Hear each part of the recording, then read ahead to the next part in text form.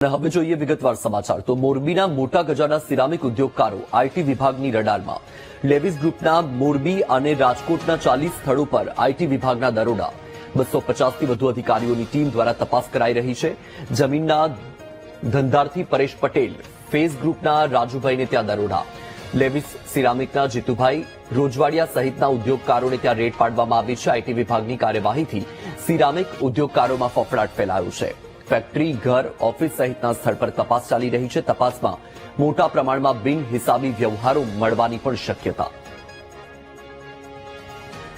વધુ માહિતી મેળવીશું, સંવાદદાતા વિશાલ છે ફોન લાઈન પર। વિશાલ, મોટા ગજાના સિરામિક ઉદ્યોગકારોને ત્યાં આઈટી વિભાગે દરોડા પાડ્યા છે અને બિનહિસાબી મોટા પ્રમાણમાં વ્યવહારો મળે તેવી પણ શક્યતા છે।